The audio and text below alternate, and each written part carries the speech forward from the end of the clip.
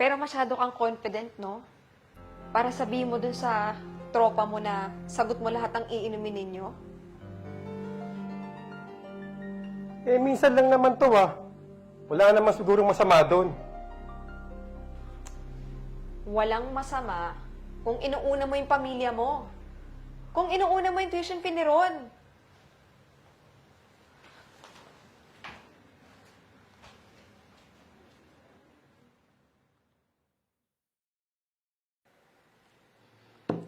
Anak,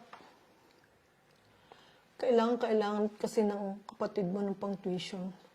Baka naman may extra ka dyan. Naku ma, wala ako ngayon. Pasensya ka na. Ganun ba, anak? Ay, naku, buhay na to. Ang hirap talaga. Saan kaya ako kukuha ng pang-tuition ng kapatid mo? Tsaka na yan ma. Walang-wala talaga ako ngayon eh. Sige, anak. Salamat. O sige. Ma, pupuntahan ko muna si Fatima. Babalik din ako agad. Okay, sige. Mag-iingat ka, anak. O sige ma.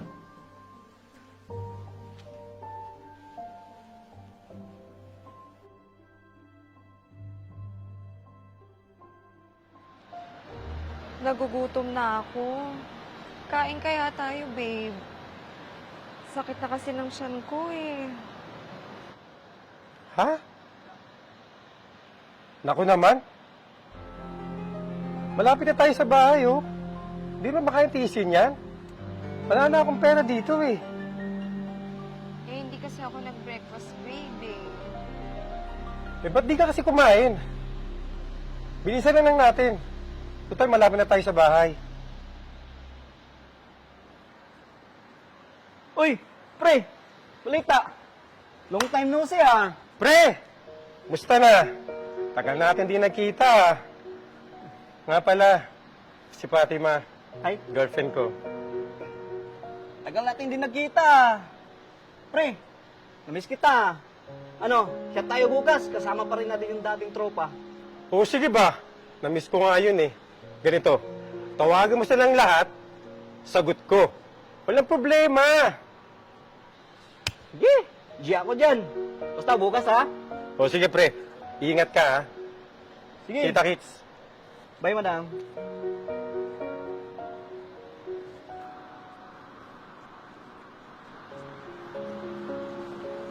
Akala ko ba wala kang pera? Bakit sagot mo pa lahat ng iinumin nyo? Na paano ka, babe? Eh, minsan lang naman yun, di ba? Di ba sabi mo nagugutom ka? Tara, halika na. Sa bahay.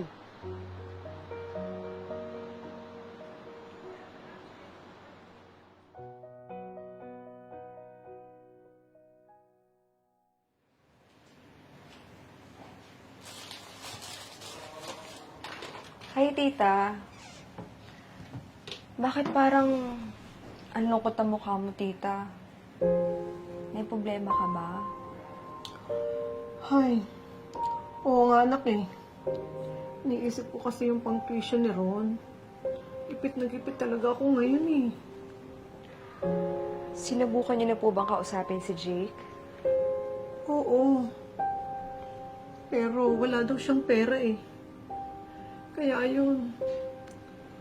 Talaga namumroblema ako sa pambayad ng tuition ni Ron. Ganun po ba, tita? Sige, wag po kayong mag-alala.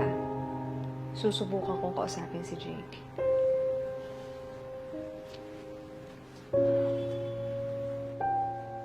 Jake, nakausap ko si tita.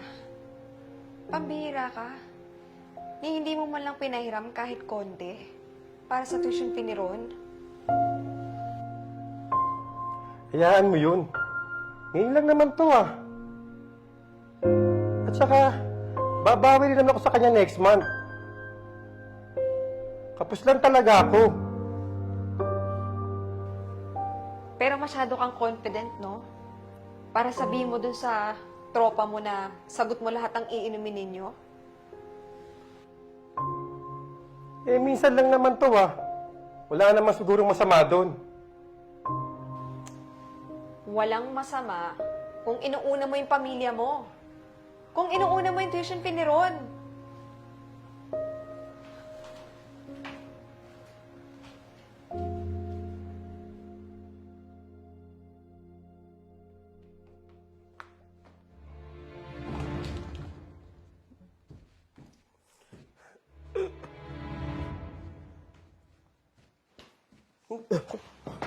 Anak!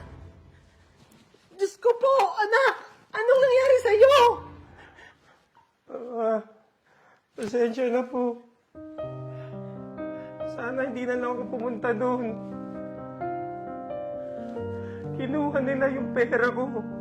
Sana binigay ko na lang sa inyo. Anak, anong ibig sabihin nito? Anong nangyari sa'yo? Napagtripan ako ng ibang tropa. Ng tropa na iba. Kinuha na lahat ng pera ko. Binugbog pa ako. Oh, kung hindi dapat nangyari to. Dapat silang isumbong sa pulis. Mga walang hiya sila. Anong ginawa nila sa'yo? Ma, kasalanan ko lahat to. Yung pera na yun, dapat yung sa birthday mo. At para sa wedding proposal namin ni Fatima. Pero wala na lahat. Kaya pala tinitipid mo kami. Ikaw pala may pinaghahanda ang maganda para sa amin. Patawarin mo ako, Ma.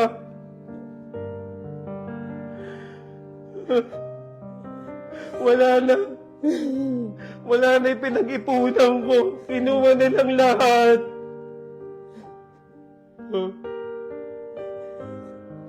Pasensya na, Ma. Pasensya na.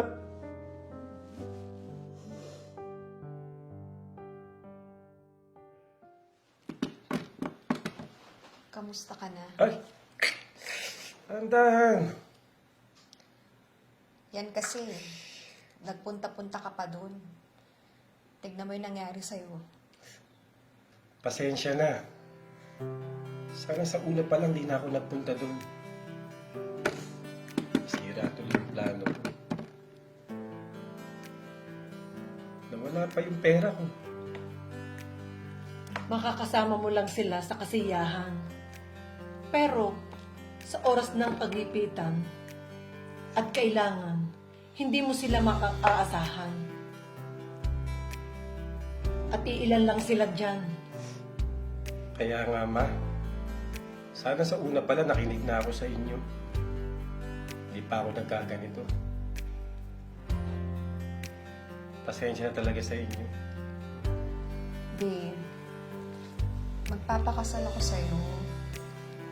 Kahit gaano man katagal yan, or kahit gaano man katagal bago ka magpapong sa akin, oo, ang isasagot ko sa'yo. Babe, sorry ah. Ma, sorry din. Magsilbing aral sana ito para sa'yo, anak. Na hindi dapat ikaw nagtitiwala kahit kanino.